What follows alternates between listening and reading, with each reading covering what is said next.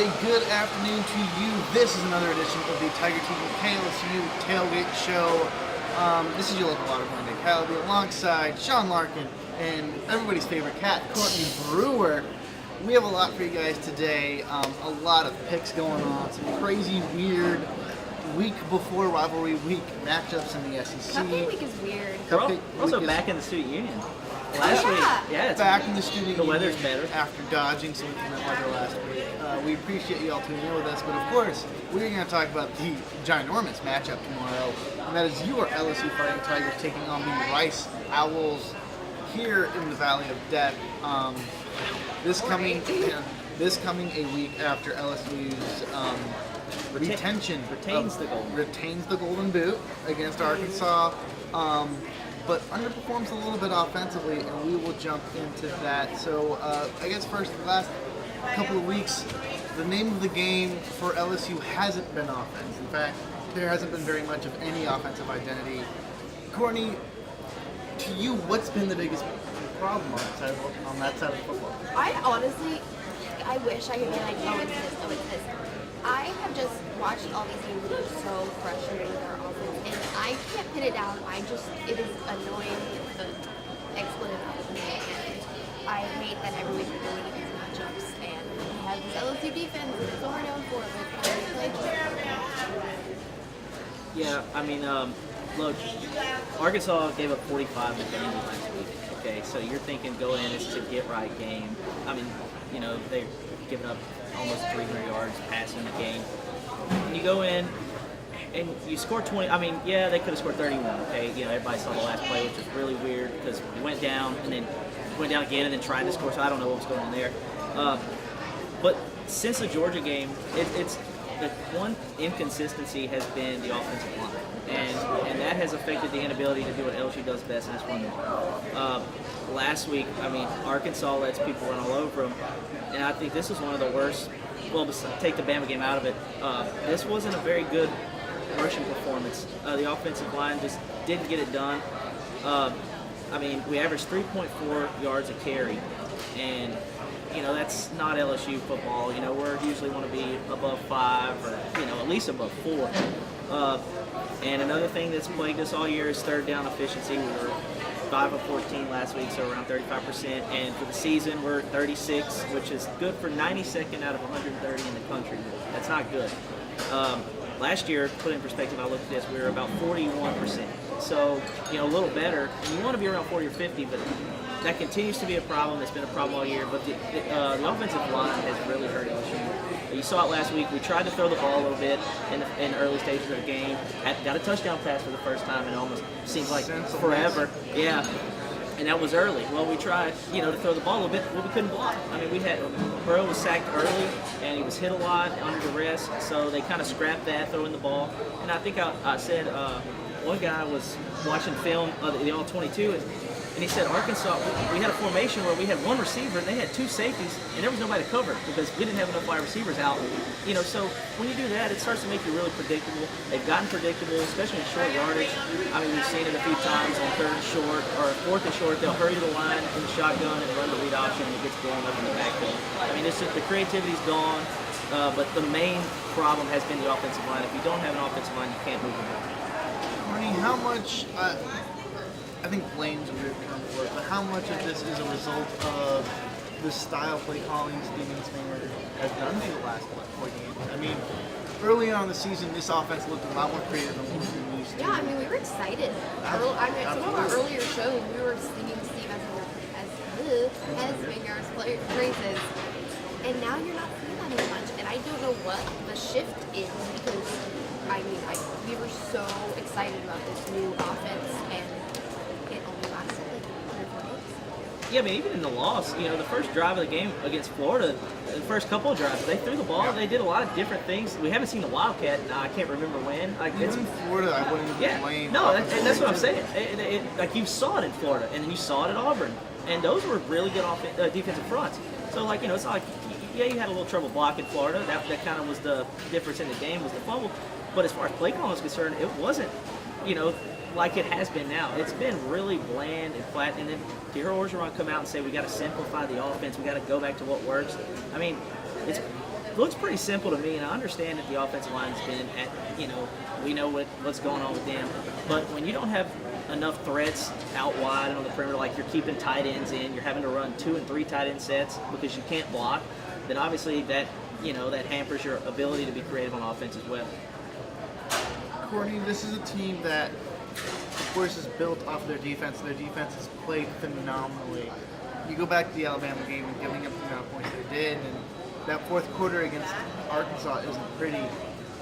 Of course, we're going to get into the challenge that is the Rice Owls, but what, if anything, worries you about this team?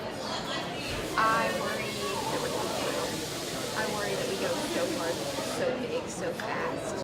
And I worry that once we get to that fourth quarter, we either are getting cocky or tired. And I do think, I don't need to factor in this and make excuses, but I do think we have to take weather into consideration. Yeah. I mean, at that point they've been playing. Yeah, At that point it was they've been cold. playing for 2.5 hours in a climate that these body boys are not used to. Yeah. And let's not, let's not say that the defense had a bad performance. Yeah, they, No, like honestly, on one of the plays, and you saw it later, the guy catches the ball in the end zone on Jacoby Stevens and stands over it, and that's taunting. But yet, a couple drives later, we have the ball on the third down and convert it, and they call the taunting on us, or to keep a drive alive. I think again, we stood over the guy after we hit him, and they called it. So that was, they kind of got a touchdown there, but they held Arkansas to 16 yards rushing on 19 carries. I mean, that's not even a yard a carry. That's what Arkansas does. Yeah, and they did a phenomenal job. Look, they were just out there a long time, man. I mean, when you continue to go 3 and out, and put your defense, continuously put the defense out there, that gives more chances to score. So, I mean, fatigue probably sets in because you're constantly getting back on the field after you're, stopping them, or you're on the field for long drives.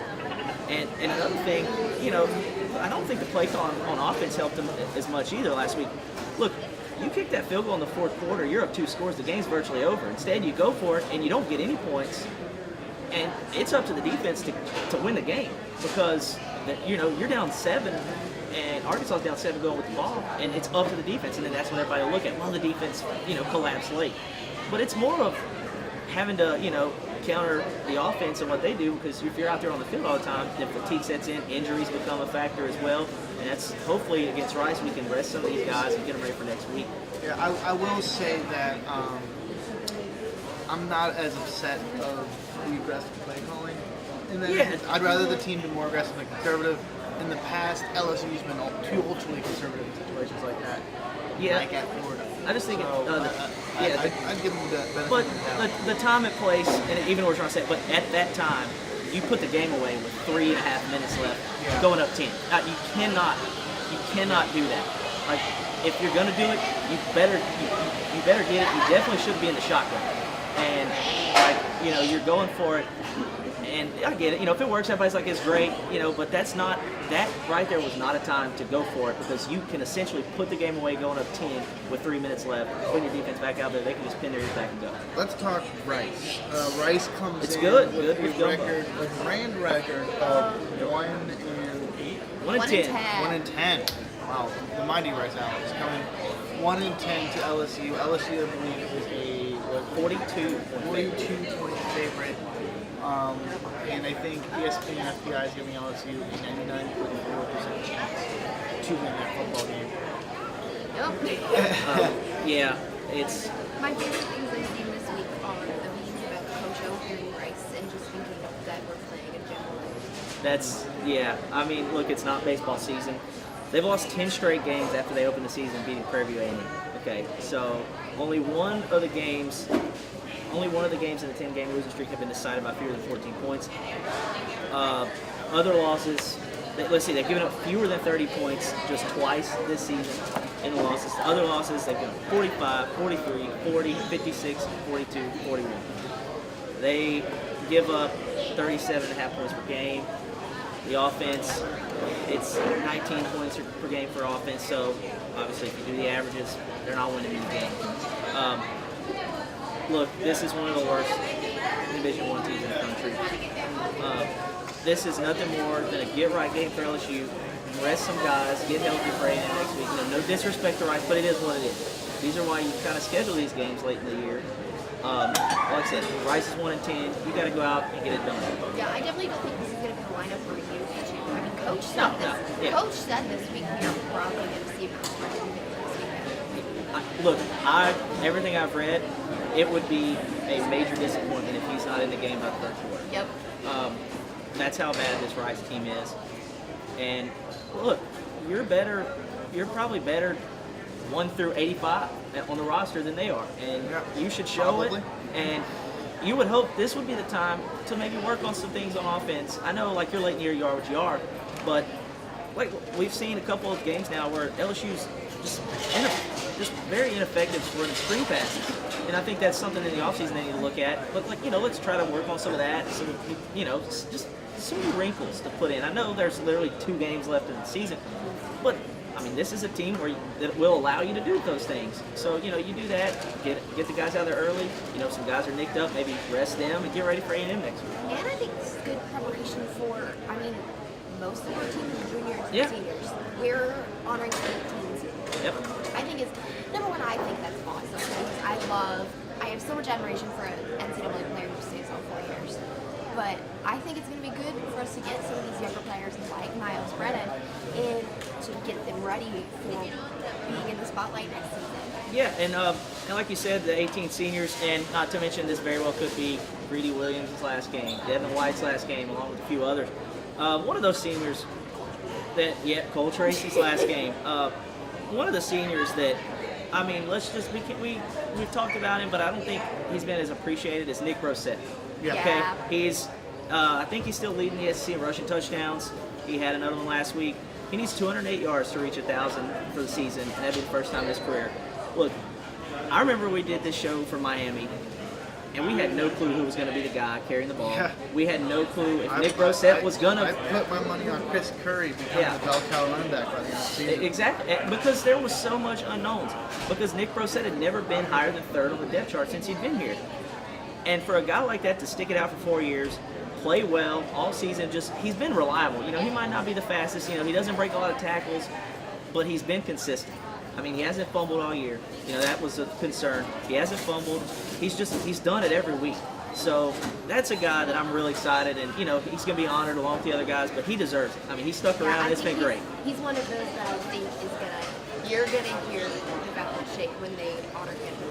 I think this fan base is kind of rallied around him. I think people are going to be really supportive when they honor him. He's a homegrown dude. Exactly. He went to high school on campus. Yep. He means a lot. Yep. Yeah, he went to UI. He means a lot to the LSU community for sure. And it obviously shows how much he loves the university, sticking around, working his way up the depth chart, finally earning his place, and he's done more than that. Like I said, the unknown at the beginning of the year, we had no clue who was going to be the guy, or there's going to be multiple guys, and he's solidified his spot, and that's really cool. When Nick Brosette graduates, Clyde Edwards-Helaire will be the #1 running back on the depth chart. Number 2 could be Chris Curry. We have a couple of big-time recruits coming that might have something to say about that. Yeah. Tomorrow, you said that earlier on, talked about that we're going to see You think we're going to see some Chris Curry action? He's been in spots throughout the season, but this guy who was a big feature back from his recruiting class last year hasn't seen much action and not much production. Is tomorrow the game that we actually get to see what this dude is at? I think it is. I think that's what Cupcake is for. I to quote that because there are no games. It is what it is. It's Cupcake Week. Week 11 is Cupcake Week, and I think that's what this week is for. This week is for prepping your younger guys and giving your all-star players a break before the rivalry season. Even though it's not necessarily for us. Yeah, because it's not a rivalry if you own the rivalry. So yeah, but I think we will see Curry. It's just. Because I was looking a couple weeks ago, I think the last time he might have gotten a carry, or before, was like Ole Miss. He's really just kind of been shuffled out of the mix, and that just is because of the consistency of Edwards-Helaire and Brosette. But yeah, you would hope, you would hope he gets in because you'd hope this game is out of reach and it's comfortable going into halftime. Absolutely. Some other kind of news surrounding this running back core. News broke this Tuesday that the #1 running back in the country and the state selected LSU after Decommitting. from Georgia after the Georgia game. That, as along with number 6 running back in the country, Ed Orgeron has some big-time recruits coming in tomorrow. I guess what I'm trying to get at is this offense is going to look a little bit different next year. I agree. Personnel-wise, maybe even coaching-wise. Just a hot take before we get into our picks. Is Steve Ensminger our offensive coordinator? I think it gets another year. And you could go into the X's and O's of this. Well, if LSU wants to get where they want to go, as far as not just winning 19 games, you're beating Bama, being in the national championship. They've got to change. It's got to change, and it's been the same. Like we've seen the same inconsistencies. They're bad on third down. They've become predictable. This is what has happened with Ensminger towards the end of 2 years ago when he was the offensive coordinator as well. I don't think he's done a terrible job because we've known the inefficiencies of the offense all before the year. The offense line was getting bad. We were unknown quarterback, receiver, or at running back. Every position. Yeah, pretty much everywhere. I mean, we thought, we said the receiving corps was going to be awesome, and the only guy that's really been consistent is Justin Jefferson. And he wasn't one of the guys. They haven't even No, and that's, the tight ends haven't involved. That's because they're having to block. But those things you can fix by play calling and scheme. Like, that's how you fix those things. Yes, your players might not be better, but you can scheme around that. I think LSU would be better to go look outside the box for another offensive coordinator and get some creativity because, like you said, we're getting the number 1 and number 6 running back in the country along with Evers-Lair. Those guys are going to be playing day one, snap one. They're going to be in the game. And that's also you're getting your recruiting class next year is one of the best LSU's ever had. The state's loaded. They've got 8 of the 10 players committed from the state in this class. They're still on a couple more guys. Look, the offense has to change because the defense has been consistent since I can remember. So, to get where LSU needs to go, I think they might need to look somewhere else. Ensminger was hired so that this team would not fall apart and win more than 7 games. Next year is not going to be it. No, but especially like what you said, they're young. There's a lot of guys coming back. There's a few holes they'll have to fill. But the quarterbacks come back. The offensive line's gonna be better. The receivers will still be here. This team, look, and the schedule's easier. We talked about this a couple weeks ago. This team's gonna be in the discussion as one of the top 3, 5 best teams in the country right out of the gate. I think you're looking at a playoff. Right out of the gate, they're gonna look. And as we all know, it's gonna come down to the first game in November, and you're going there, and you can't have the same offensive philosophy you've had the last 3 times or the last 7 times you've played. I'll just say this: you're not playing Georgia next week. Nope. Florida game is going to be at home. Finally. Even if you lose that first game in November next year. Yeah, a one-loss team. LSU's over/under for wins should be 10.5 or 9.5 next year. It should be 9.5 to 10. Because average, you shouldn't lose but one. On average, 1 or 2 teams go undefeated. You get Auburn at in the country. Yeah, looking at it for Vegas, it's gonna be interesting to see the preseason games, the lines, because you may be underdogs at Texas, but I don't know, and maybe Bama, and that's it. Yeah, that's 12 games. I'm very interested to see if this team gets slammed. The theme of this year is we're coming. Let's get into some picks. Player to watch. First, we're going to start off.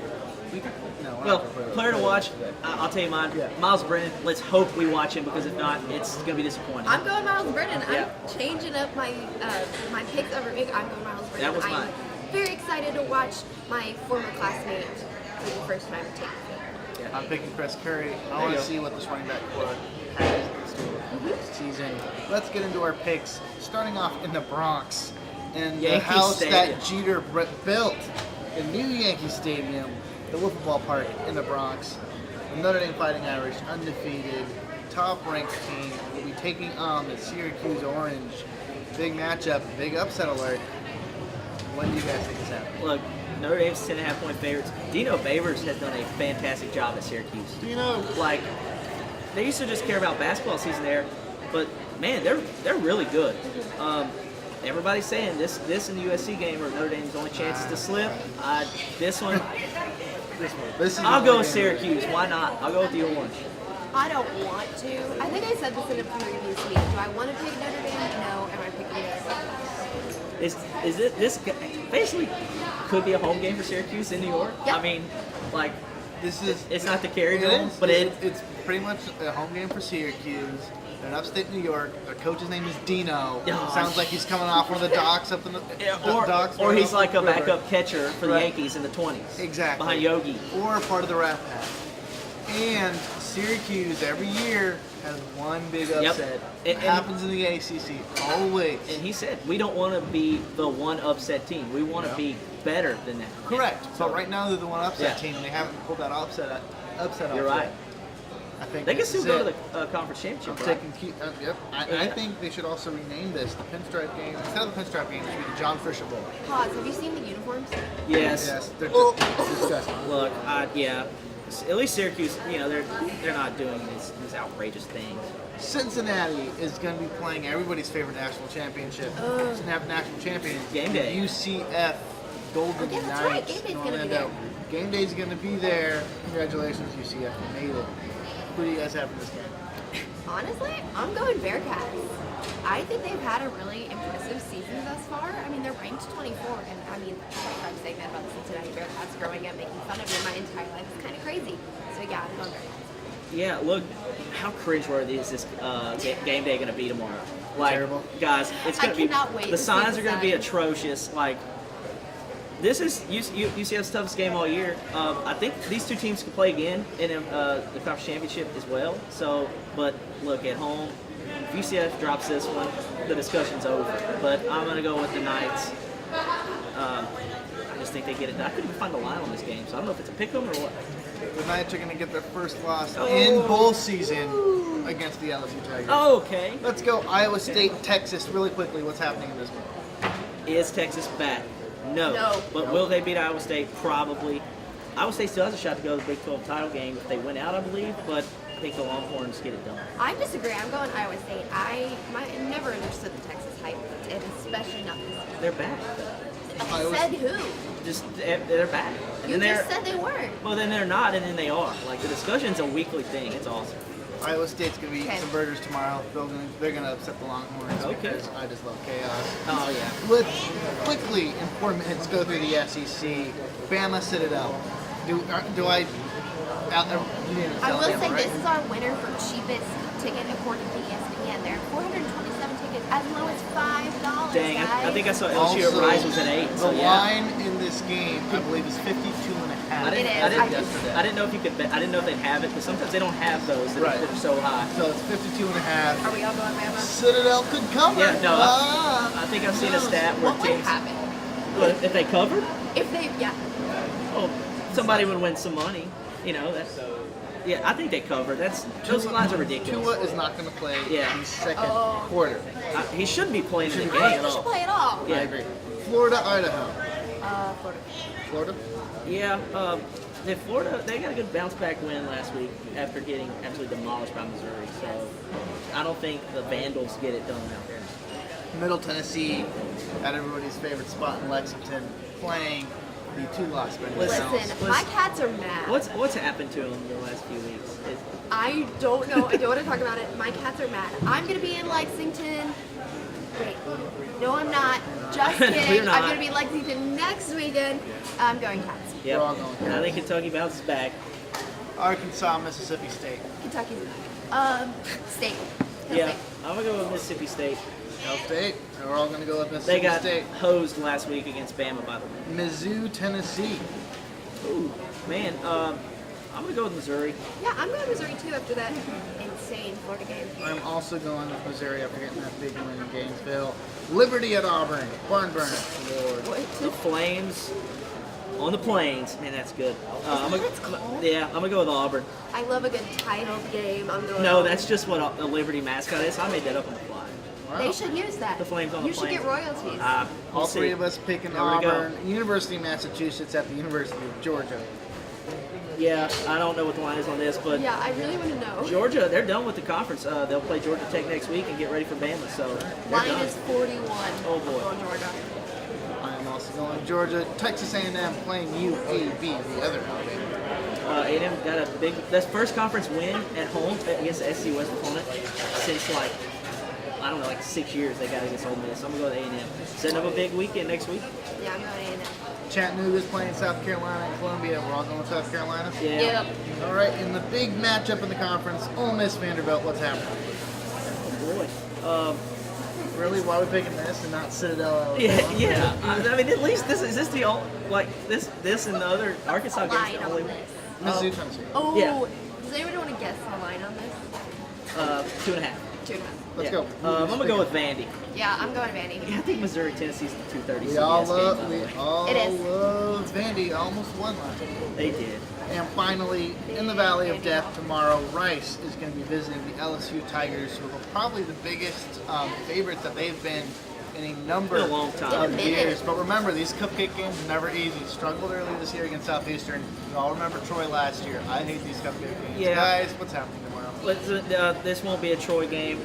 Rice is not on Troy's level.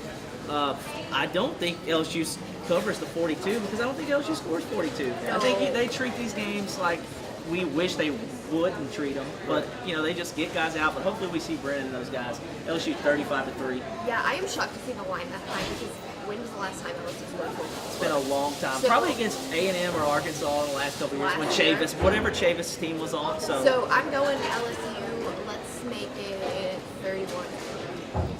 And we are all unanimous.